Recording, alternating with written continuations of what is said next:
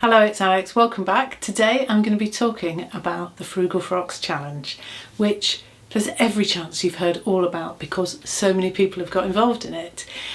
So I will kind of go through the details of it pretty quickly.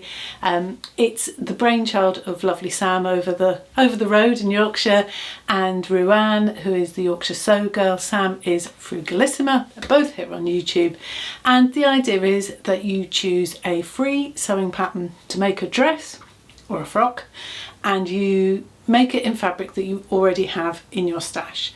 So we're about halfway through from the point at which the challenge was announced through to the big reveal, which is on the 31st of March.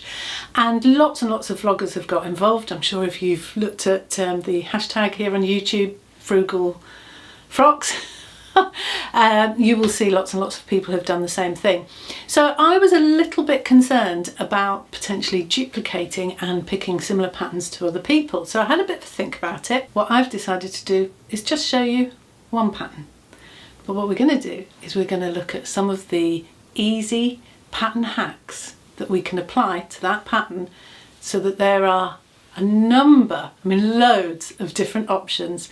We can make different kinds of dress from just that one pattern. I've tried to pick a pattern that is easy to hack and that doesn't need too much adjustment according to body type, and also comes in a really good size range. And the one I've chosen is the Maria Caftan top, and it's from the fabric store. And the reason I've chosen this one is that it comes with sleeves. I've noticed not all of them come with sleeves. So it comes with a full sleeve, it's a dropped shoulder, but it is a set-in sleeve. It doesn't have any darts. It's really designed to be a beach cover-up type caftan. You know, just throw it over, jobs are good. And if you look at the pictures, it looks like it's a V-neck, but in fact I'm going to show you the pattern diagram. It is a round and then down to a V. And the other thing that's worth noticing is that on the pictures the model is wearing the shoulder seams quite far back. It's quite a deep V, and in fact I've already printed this out and done a little test so I'm a little bit ahead of the game. And it's actually an incredibly deep V, and even someone like me who's not particularly busty, there's no way I'd be walking around with that amount of cleavage out. Literally it would be boobs out.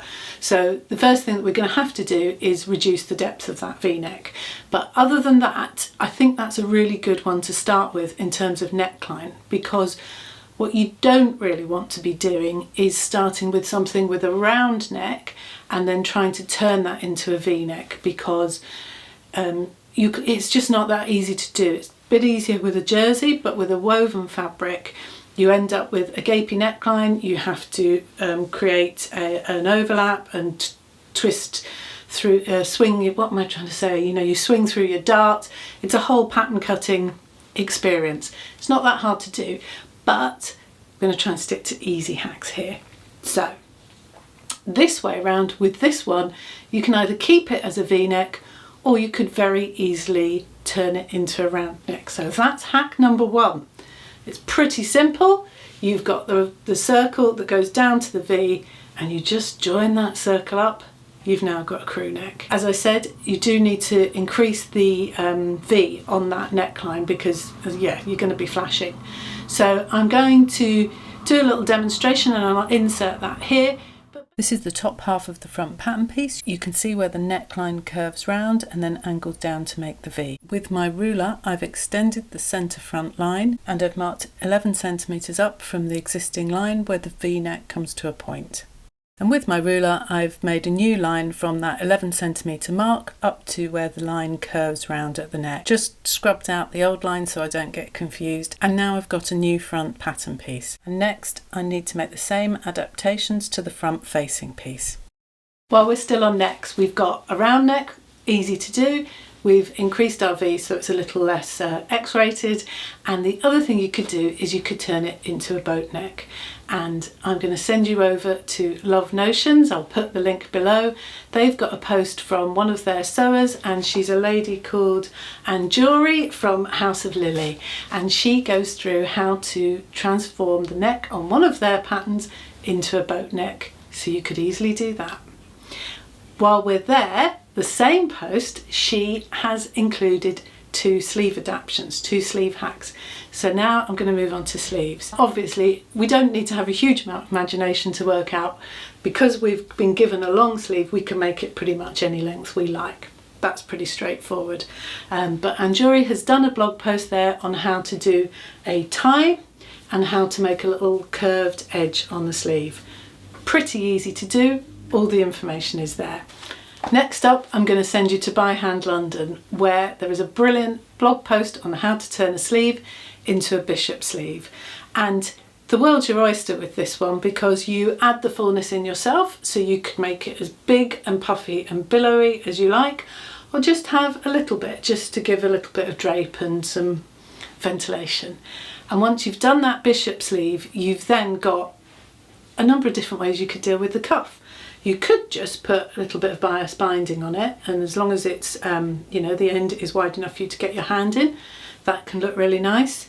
You could make a deep cuff to give you more of a kind of structural, almost architectural look, just a regular cuff, or you could just do a channel and insert some elastic, which is probably what I would do because it's the easiest one. But sleeves a go-go with that one, because you can make that look really nice. Then we're going to go over to Megan Neilsen, and there's a really good post there which is under their olive sew along. Obviously I'll link it below, and that tells you how to have a flare sleeve, all from existing pattern pieces, so all the information is there. Obviously this is a loose fitting dress, it doesn't have darts, and I had thought you could easily lengthen it. It has got side vents already on the pattern. You'd probably want to lengthen it to make a dress out of it, but you could eliminate those side vents or keep them, depending on which way you wanted. The other hack that you can do that I've not necessarily found a blog post for, but is not hard to do, is that you could make a casing around the waist in order to have a drawstring or an elasticated waist, because this is obviously not a fitted dress. So with a bit of a drawstring or elastication, you could, you know, give yourself a bit of shape, hike it up if you want and have it draping over. And the other thing you can do, of course, is create a belt by just making 2 long fabric ties and tying them up. The other thing is colour blocking, which is pretty easy to do yourself. You basically trace your pattern piece, and let's say you wanted to have the body of the dress in 2 different colours. You just trace off 1/2, make sure to add seam allowance where those 2 pattern pieces join, so on both parts. But other than that, pretty straightforward. And of course, no reason why your sleeves can't be colour blocked, or even why your sleeves can't be a completely different fabric to the main body of the dress, because we are being frugal here and it's a good way of using up fabric scraps. So again, lots of options. Pockets, of course, are an easy adaptation. Patch pockets are, it's a square of fabric, isn't it? Most of us can work out how to put a patch pocket on. Inseam pockets, this dress doesn't come with, but again, there are hacks out there. I'll put some in the description box for how to add inseam pockets. This pattern has a facing, and when we reduce the amount of depth of that v-neck, we're going to amend that facing piece as well. But one thing you could do is, rather than having the facing going around to the neckline, you could just increase the facing all the way up and then add either bias binding around that neck, or make that bias binding extra long and create a tie, or even just draft a long piece of fabric, 2 fabric strips, and add those round the neckline to give you a long tie that you could turn into a bow or just have hanging loose. So that is pretty much the tip of the iceberg. If you have a Google for pattern hacks, or look out for your favourite sewing pattern companies, usually in the blog section is where there will be any hacks. If you're on Instagram, you could always have a look on Instagram for hacks. I've tried to stick to the easy ones, the things that are a quick 5-minute job, not that you've got to have any pattern cutting knowledge or too much experience. That isn't going to be too stressful. But what I'm really hoping is that you can see, by just taking this one really basic pattern, you could do all sorts. Make it maxi length, make it mini, big sleeves, little sleeves, lace inserts, colour blocking, all sorts. Do be careful if you colour block and you cut on the diagonal. You probably want to do a bit of stay stitching in the seam allowance, because you've got to be careful about that bias, you know, that's stretching. It might go a bit whoop. But other than that, colour blocking pretty straightforward, and as I say, a great way of using up fabric scraps. Before I go, I will just show you my fabric options. Coincidentally, the 3 fabrics I have are all fabrics I bought in the market with the Hammy Dressmaker, and I think that's probably because they're all pretty inexpensive, and therefore I bought 3 meters of them, which means I've got a lot more choice and I don't have to worry about potentially running out of fabric. So they're all viscose. This is option number 1, which is obviously this sort of custardy yellow with these flowers on. So that's option number 1. I'm not sure I'm quite in the sort of spring summer zone enough for the yellow one, but you never know. And then I have this red and white one. This is quite a deep red, I guess like a cherry red, a bit like the Liverpool football strip. I'm a City fan, we don't mention them really. And then this one, which I'm going to be honest, I think this is the one I'll use. Spoiler alert. This sort of olivey green animal, it's not really zebra, but some kind of animal, black animal print on it.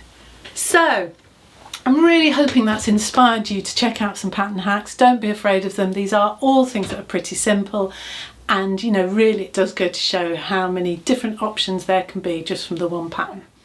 So we'll see you soon. I will be back on Friday for Friday sews. Keep checking the Frugal Frocks hashtag. Obviously go and see Sam and Ruan, and let me know what you think and if you've got any plans. And also what would be really nice is if you've got any hacks. As I say, keep to the simple ones, but any hacks that I may not have mentioned that other people might enjoy seeing, because yeah, it's a good resource for everybody. All right, look after yourselves. Bye bye.